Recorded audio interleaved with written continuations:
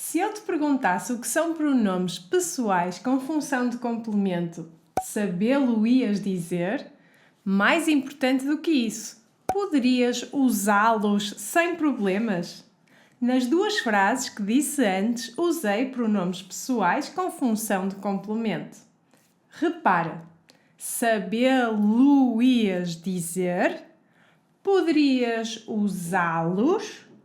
Se estás a aprender português, provavelmente já te deparaste com estas construções mirabolantes, não já? Compreendo se até tiveres vontade de as evitar, mas elas são usadas todos os dias por falantes nativos, por isso vem daí que vou explicar-te-as em detalhe e acho que no final do vídeo já te vais sentir mais à vontade para as usar. Oh, cá estou eu a usá-las outra vez. Vamos lá! Pronomes pessoais com função de sujeito.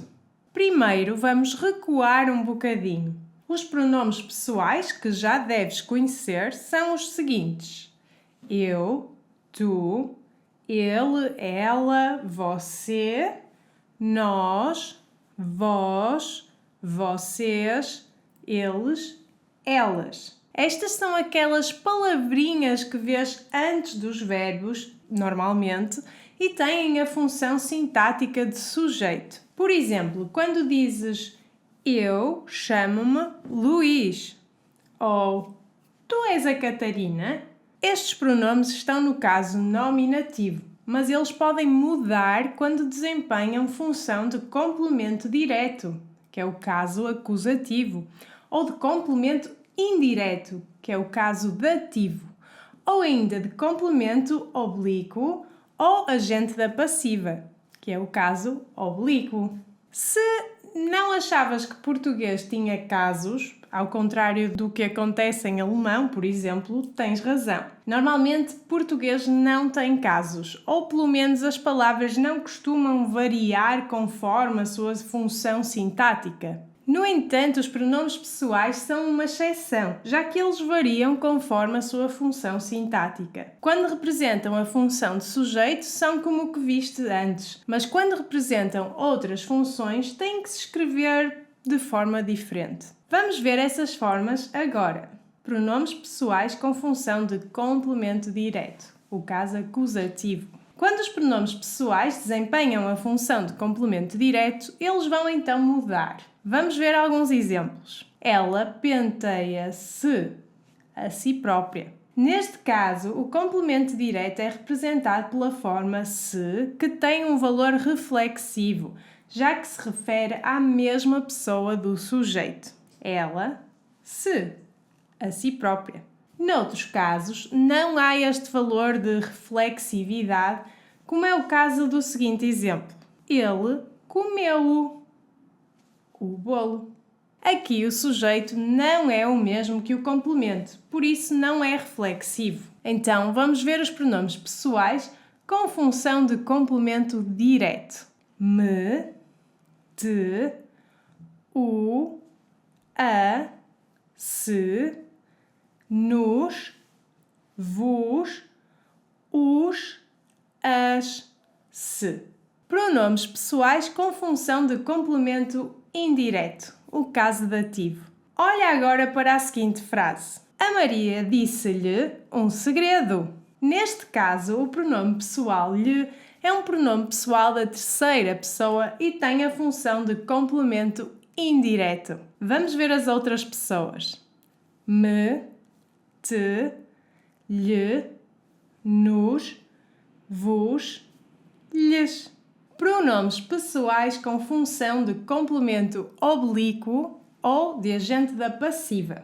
Para além da função de complemento direto e indireto, em alguns casos os pronomes também podem fazer a função de complemento oblíquo ou de agente da passiva. Repara nos seguintes exemplos. A Maria foi comigo ao médico. Toda a gente está a olhar para ti. O bolo foi feito por ele. Nestas frases, comigo e para ti tem função de complemento oblíquo, enquanto por ele tem função de agente da passiva. Como podes ver, os pronomes pessoais com esta função são sempre acompanhados por uma preposição que vem antes. Poderás dizer, mas comigo não tem uma preposição antes. Sim, tem. Esta forma resulta da contração da preposição com mais a forma migo. Por isso, a preposição está lá, ainda que ligeiramente escondida. Repara que migo não existe sozinho, mas apenas aparece associado à preposição.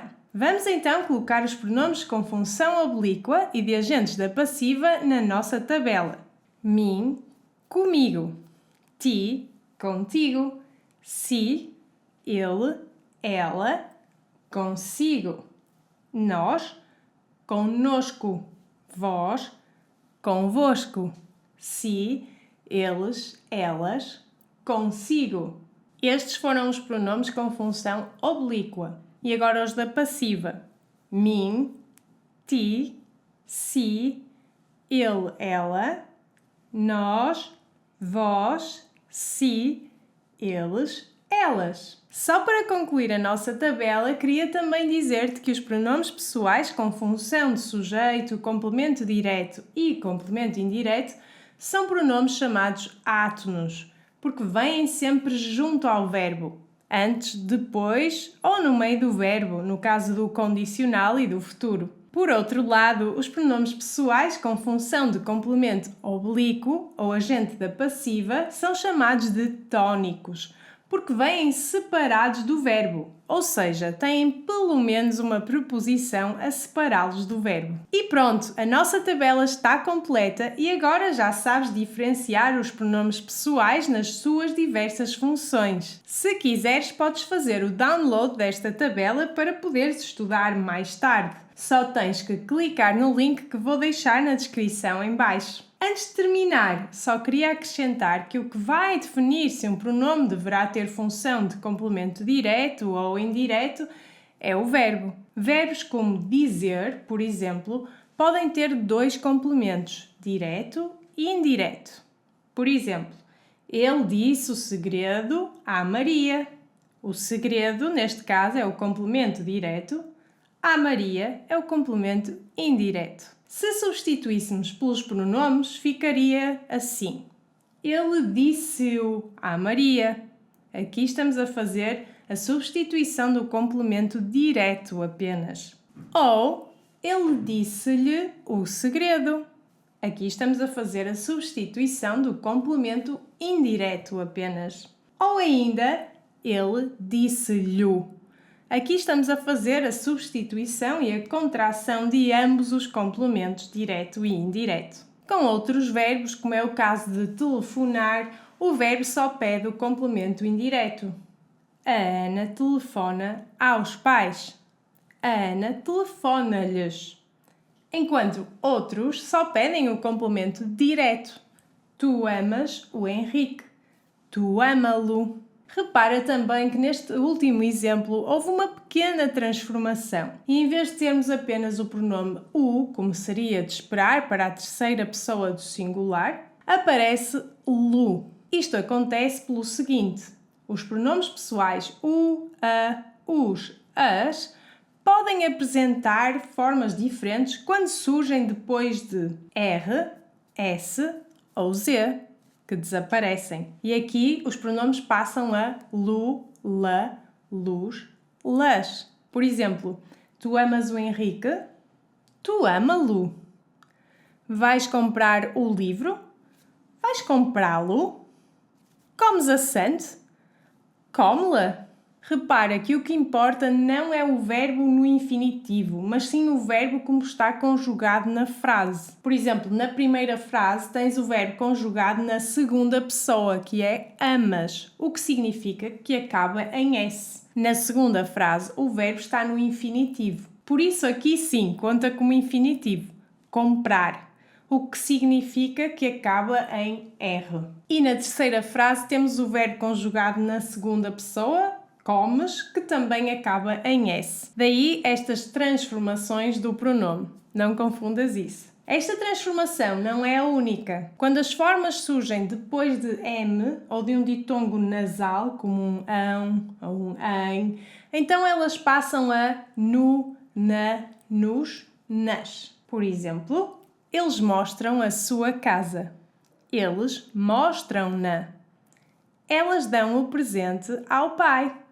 Elas dão-no ao pai. Num próximo vídeo, dir-te-ei como podes fazer a colocação do pronome pessoal corretamente, tal como eu fiz nesta frase quando disse dir-te-ei. Fica atento aos próximos vídeos que vou pôr aqui no canal. Se quiseres ser avisado de quando isso acontece, podes sempre carregar na campainha que podes encontrar aqui em baixo e também subscrever o meu canal. Também queria dizer-te que eu explico isto e muito mais nos meus cursos online, pelo que se tiveres interesse em saber mais sobre como estes cursos te podem ajudar e quais as melhores técnicas para estudar português, convido-te a ires ver a minha aula gratuita de 1 hora, para a qual vou deixar o link também aqui em baixo. Espero ver-te aí desse lado mais vezes. Beijinhos e até o próximo vídeo!